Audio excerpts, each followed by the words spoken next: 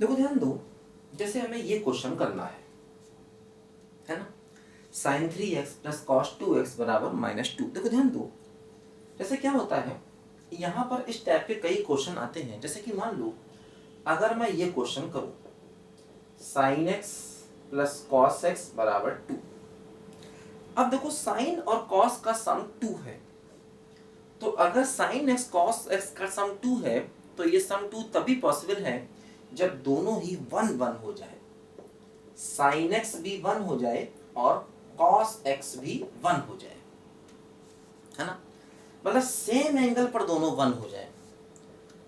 तो मतलब क्या दोनों सेम एंगल पर 1 हो सकते हैं? सोचो, सेम एंगल पर, जैसे कि मान लो x को 90 रखोगे तो साइन तो 1 होगा लेकिन कॉस 1 नहीं होगा, या x को 0 रखोगे तो कॉस तो 1 होगा, साइन 1 नहीं होगा, मतलब दोनों सेम एंगल पर 1 नहीं हो सकते। तो मतलब इसका कोई भी सोल्यूशन पॉसिबल नहीं है, नो सोल्यूशन। इस क्वेश्चन का कोई भी आंसर पॉसिबल नहीं है, ठीक है। अब मान लो जैसे ये क्वेश्चन ऐसे होता, sine x plus cos y बराबर 2।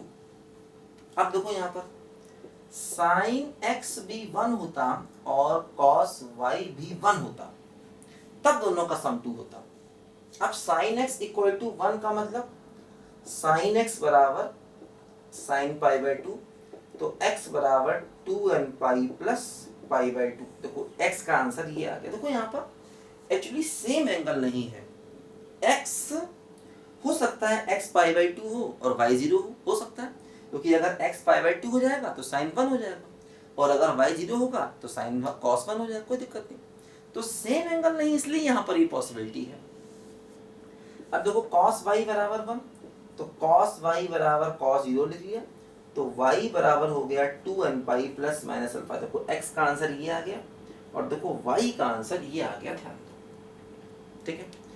इसी प्रकार देखो और भी कई बार कई क्वेश्चन आते हैं, जैसे कि मान लीजिए हम लोग यहाँ पर एक क्वेश्चन करेंगे और क्वेश्चन ये है, हमसे कहा जाए कि solve sine x equal to 1/√2 and tan x बराबर 1। देखो दो इक्वेशन एक साथ दिए गए, दोनों के बीच में एंड है, साइन की वैल्यू 1/2 और tan की वैल्यू 1।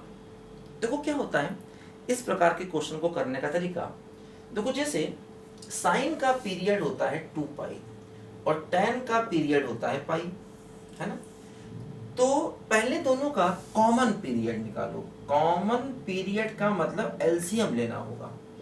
देखो हमने पीरियड वाले क्वेश्चन किए हैं कि दो अलग अलग फंक्शन के पीरियड मालूम होते हैं, तो कॉमन पीरियड निकालने के लिए उन दोनों का एलसीएम लेना पड़ता है।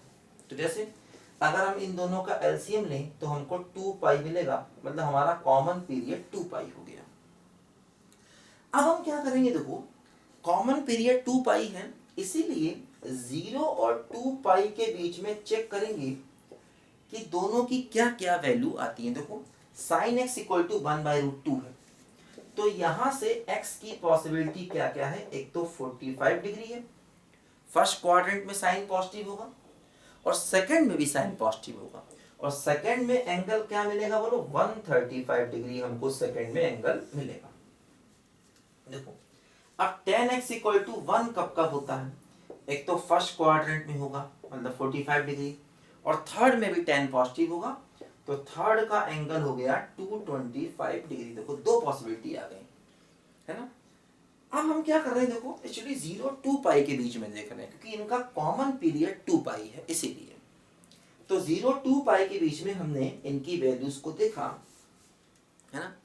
अब दोनों में देखो जो कॉमन वैल्यू है वो कॉमन वैल्यू है 45 मतलब π/4, और कॉमन पीरियड क्या है 2 पाई।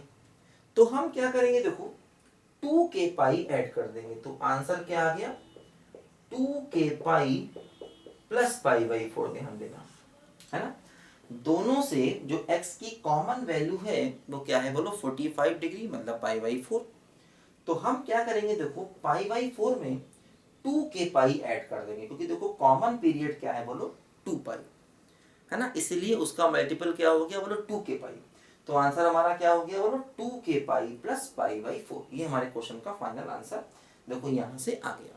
तो दो अलग अलग इक्वेशन दिए जाए तो ये मेथड है, पहले कॉमन पीरियड निकालो, फिर देखो कॉमन पीरियड में कितनी वैल्यू सेटिस्फाई कर रही हैं और दोनों में कॉमन देखो।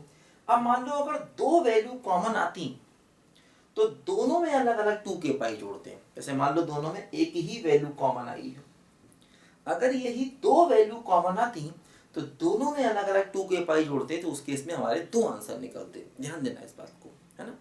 और 0 2 पाई के बीच में देखेंगे क्योंकि कॉमन पीरियड 2 पाई आ रहा है इसीलिए। ठीक है, लिखो बच्चों ध्यान से, अच्छा क्वेश्चन है काफी। अब देखो इस क्वेश्चन को हम लोग करेंगे, इन दोनों को करने के बाद अब इस क्वेश्चन को करेंगे।